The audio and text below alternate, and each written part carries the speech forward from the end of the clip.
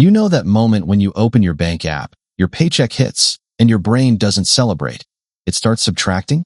Rent, car insurance, groceries, student loans, that credit card balance that never seems to fully die. And you're sitting there thinking, I'm good at my job. I'm not lazy. So why does it still feel like I'm one surprise bill away from stress? Here's the uncomfortable truth. Being the smartest employee in the building doesn't automatically make you the closest to escaping the 9 to 5 trap. Sometimes it makes you easier to keep trapped because you're the one who quietly keeps everything from falling apart.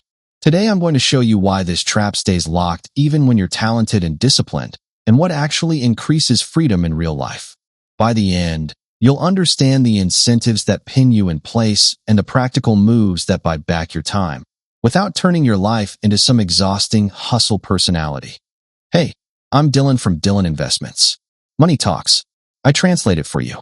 And I'm not here to give you a wake up at 4 a.m. pep talk.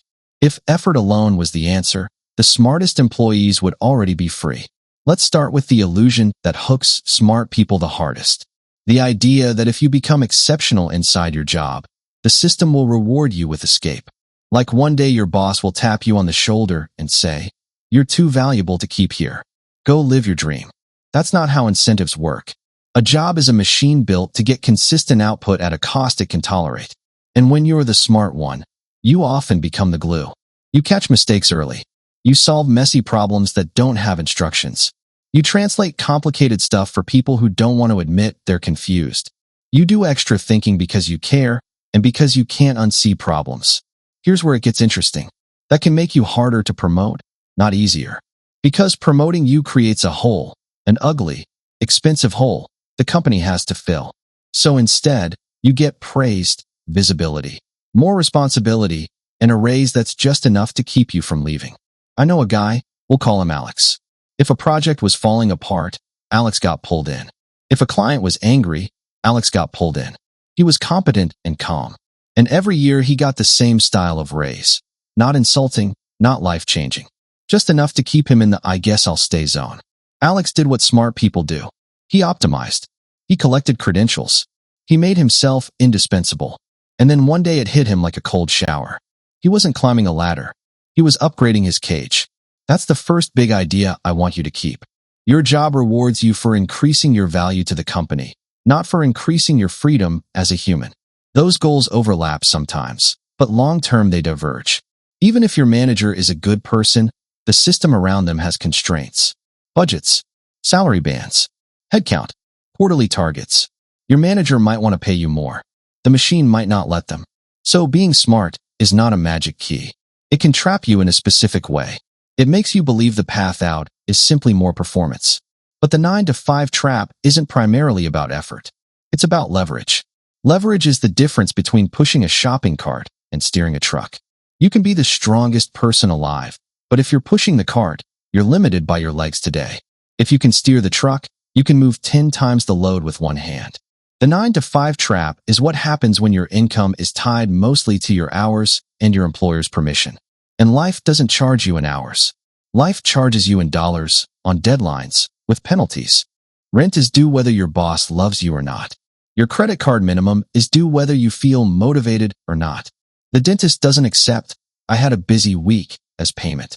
Bills have no empathy. They don't care that you're talented. They care that you pay.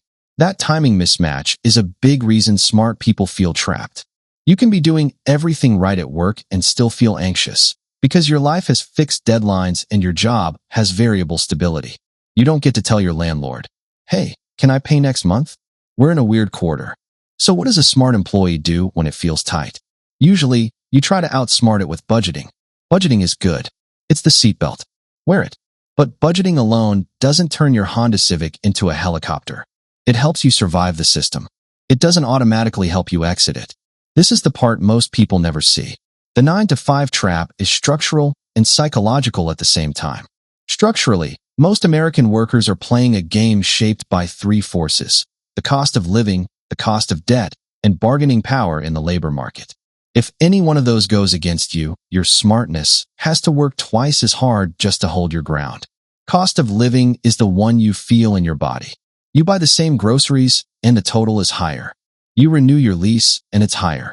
Your car insurance climbs, and you're left squinting at the email like it's personally insulting you. If you've got kids, childcare can feel like a second rent. Even when inflation cools on paper, the price level often stays elevated. Wages don't catch up evenly, especially if you stay in the same seat at the same company. Now debt. Debt lets you buy now and pay later. But the pay later part is where the trap tightens. If you have credit cards, a car loan, student loans, you don't just have bills. You have fixed obligations. And fixed obligations reduce your risk tolerance, which reduces your options, which increases your dependence on the job. That's why debt isn't only a math issue. It's a freedom issue. When your monthly minimums are high, you can't walk away. You can't take a pay cut for a better opportunity. You can't start something new without panic. You can't tell a boss no as easily because no threatens your cash flow. Then there's bargaining power, the sneaky one. You can be excellent, but if there are 10 qualified applicants behind you, your employer knows it. If your industry is concentrated in a few companies in your area, your choices are narrower than you think. If your health insurance is tied to your job and your family relies on it, you're locked, whether anyone says it out loud or not. So the system isn't asking, how smart are you? It's asking, how replaceable are you? And how expensive is it if you leave? That's why smart people feel betrayed. They did what they were told. Be reliable. Be responsible. Be a top performer. And the reward is often more work, slightly more pay, and the same feeling that your calendar owns you. Let me give you a model that makes this click. Imagine your life has two tracks, the income track and the ownership track. The income track is wages, salary, bonuses. The ownership track is equity, assets, revenue share, business profit, cash flowing investments, anything that can pay you without needing your direct labor every minute. The 9-to-5 trap is living almost entirely on the income track, while the ownership track stays empty or tiny. And the smartest employees often get rewarded with a higher income track, so they feel progress, but the ownership track doesn't grow. Better legroom. Same plane. Here's the twist. Modern workplaces are very good at harvesting your intelligence. If you're smart, you anticipate problems and prevent disasters. You create value, sometimes huge value. But you don't capture much of that value unless you have leverage or ownership. Companies are built to capture value. Your salary is the company's cost for your input. This is also why raises often feel weirdly small compared to how much you do.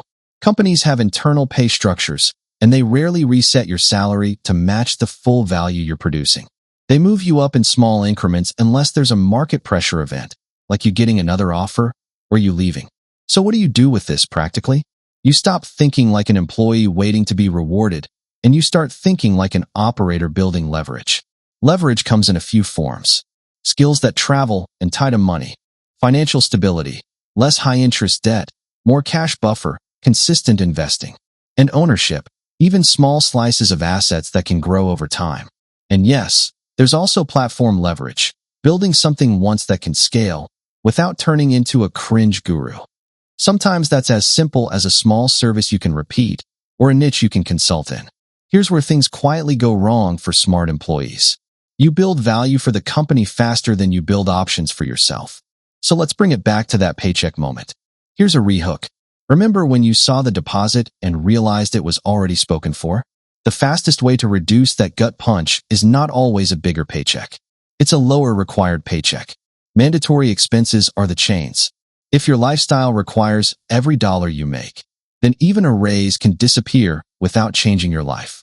That's lifestyle creep, and it's usually slow, logical decisions that add up to dependency. You get the nicer apartment because you can afford it now. Then rent goes up. You finance the car because you're tired of breaking down. Then insurance goes up. You put a trip on a credit card because you deserve it. Then the balance sticks around.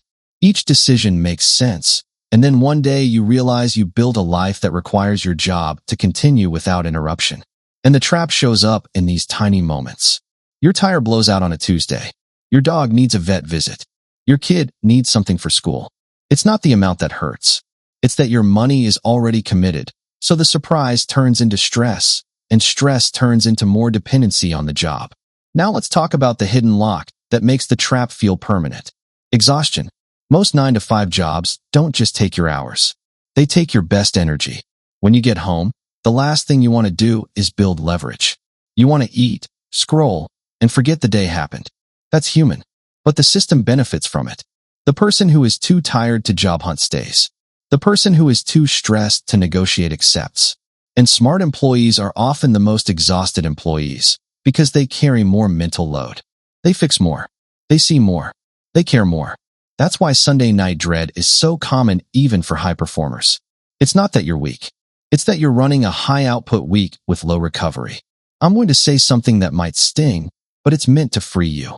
If you consistently over-deliver without capturing upside, you are training the system to keep you in the same spot. So how do you play it smarter without becoming bitter? You stop confusing loyalty with strategy. I knew a guy, we'll call him Mike. Mike worked in operations. If something broke, Mike fixed it. His reviews were great. Everyone liked him. But his pay moved slowly. One year Mike got a small raise and a big thank you. Then his friend switched companies and got a huge bump. Mike felt betrayed. Like, I've been loyal. I've been solid. Why am I not being rewarded? And the answer was simple. His company didn't pay him based on loyalty. They paid him based on the cheapest price that kept him there. The other company paid his friend based on the market price needed to attract him. That's when Mike finally looked at his career like a market, not a family. He updated his resume, interviewed, and focused on skills that were transferable. He didn't burn bridges. He just stopped waiting for permission. He changed the terms. That's a real playbook move. Don't assume your current employer will be the one to unlock your next level. Sometimes the only way to get paid your market value is to go to the market. Now, switching jobs is stressful, but staying underpaid is also stressful. It's just a quieter stress. It shows up as that bank app gut punch. It shows up when rent renews. It shows up when you keep telling yourself, maybe next year. So here's where I'd start if I were you. I'd build a freedom buffer. Even 1 month of expenses changes your posture. 3 months changes how you think. 6 months changes what you tolerate. And if you're starting from zero, don't get stuck in perfection. Your first milestone might just be $1,000, so a random car repair doesn't become a crisis. Then I'd attack high-interest debt like it's a thief, because it is. Credit cards with insane APRs don't just cost you money. They cost you options. While you're doing those too, raise your market value in a way that travels. Not, be better at your company's unique internal spreadsheet. Be better at something the next employer will pay for immediately and be able to prove it with numbers, outcomes, and examples. And then build one small second engine. Freelancing 1 night a week. Consulting. A tiny product. A repeatable service. Consistent investing. The point is you're planting something that isn't tied to your boss's mood. Here's a micro hook worth remembering. This is the mistake that keeps people stuck for years, waiting to feel safe before they build options. Options are what create safety. Now let's address promotions, because you might be thinking, what if I just climb the ladder? Promotions can help, but they come with trade-offs. Often you earn more and also become more dependent. More meetings, more stress, more responsibility. Sometimes golden handcuffs in the form of a bigger lifestyle and bigger obligations. A promotion can move you toward freedom if you use the increase to buy options, buffer, debt payoff, investing. A promotion can also move you deeper into the trap if you use it to inflate your life to match your new pay. If you only remember one idea from this video, make it this. Freedom isn't just how much you earn. It's how low your required paycheck is, how many months you can live without permission, and how much of your future income is not tied to your immediate labor. That's why you can meet someone making 200 grand who feels trapped, and someone making 70 grand who feels surprisingly okay. Obligations and leverage. Now here's the biggest smart employee mistake that keeps people stuck even when they earn well. Optimizing inside the wrong game. Smart people love perfecting systems. But if you're optimizing a system where you don't own the upside, you can become the best hamster on the best wheel. Your boss might say, "We couldn't do this without you." And you think that means you have power. Sometimes it does. But sometimes it just means you're doing critical work at a price that makes the business very happy. Power at work is not about being needed emotionally. It's about being able to leave economically. That's why the freedom buffer matters. It changes your posture. With savings, you can job hunt without panic. You can negotiate without fear. You can say, "No, that's not in my scope," without feeling like you're about to lose housing. Imagine your job is a stool with one leg. A surprise expense hits, you wobble. A bad boss mood, you wobble. A layoff rumor, you wobble. Now add legs. Savings. low debt, investments, side income, a strong network. You stop wobbling. And when you stop wobbling, you stop feeling trapped because you're no longer one event away from chaos. Here's where people mess this up. They try to add legs in the most exhausting way possible. Complicated side hustles they hate. Day trading. Schemes. That's not leverage. That's chaos. Leverage is boring at first. It's cutting recurring expenses you don't value. It's automating investing. It's applying for better jobs, even when you're not desperate. It's building proof that travels. Now I want to hit the psychological piece that traps the smartest employee hardest. Smart people tie identity to competence. Being the reliable one. The fixer. That identity becomes a trap when capable turns into responsible for everything. You'll keep postponing your own life because this quarter is intense, and after this project. And then it's 5 years later. So borrow this sentence. I can be excellent without being endlessly available. Being smart is a gift. Don't let it become a leash. Now, a simple way to choose next moves without overwhelm is to chase freedom per unit of effort. First, get clear on your financial floor. Your survival number, rent, utilities, food, insurance, minimum debt payments. That number is the price of your freedom. Then shrink that number where you reasonably can. Negotiate bills. Cut subscriptions you don't value. Refinance when it makes sense. Reduce the required paycheck. At the same time, build the buffer. Then pursue the income upgrade, usually by switching companies or moving into a higher-paying niche, and do it with a clear goal. Raise income while holding lifestyle steady long enough to buy options. Then invest the gap. The gap between what you earn and what you need is where freedom gets manufactured. Here's your last rehook. Remember that feeling of being the smartest person on your team and still feeling stuck? This is why. Your intelligence has been used to optimize someone else's machine while your own machine stayed underbuilt. The fix isn't to stop being smart. It's to redirect your smartness toward building your own leverage. And it can start small. One Saturday morning a week dedicated to the Freedom Project. Applying to a couple jobs. Building one portfolio piece. Auditing recurring bills. Setting up automatic transfers. Small moves, done consistently, change the shape of your life. Because the 9-to-5 trap rarely breaks with one heroic act. It breaks when your options quietly multiply until one day you realize you're not trapped anymore. Now let's talk risk, because this is another place smart people get stuck. Smart people are great at seeing downside. That keeps you safe and stuck. Escaping requires controlled risk, not reckless risk. That's why buffer comes first. Buffer turns risk from terrifying into manageable. It turns I can't into I could if I needed to. And one more hard truth that can be freeing. Some jobs will never let you escape because they pay you just enough to keep you dependent. That's the almost zone. Almost comfortable. Almost secure. Almost free. To exit it, you create margin, money margin, time margin, energy margin. And the smartest employee can create margin faster than most people if they stop donating excess capacity to the company and start investing it into themselves. Here's a final check-in question. If you got laid off tomorrow, would your skills and reputation help you land something quickly at the same or higher pay? If yes, you've built a career position that travels. If no, treat that like a project. Build proof that travels and reduce dependence on one employer. Because the best anti-trap strategy is always the same. Reduce dependency. So where does this leave you? Sitting at your kitchen table, maybe with a half-cold coffee, maybe with that little dread about Monday? It leaves you with clarity. If you're the smartest employee ever, that's a powerful tool. But it's not a ticket. It's a tool. And tools need direction. Aim your intelligence only at workplace performance, and you may get raises and praise and still feel trapped. Aim it at leverage, and you build a life where your job becomes a choice, not a requirement. That's the goal. Not never work again. The goal is to work because you choose to, not because your bills own you. If this made a few things click, save it.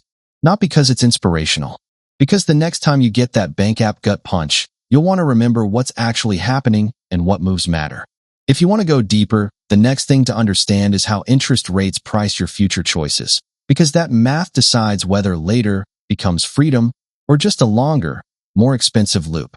You're not trapped because you're not smart enough.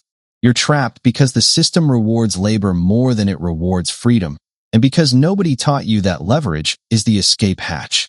But now you see the machine. And once you see it, you can build around it. I'm Dylan from Dylan Investments. Money talks, and I'll keep translating it for you. Have a good one, my friend.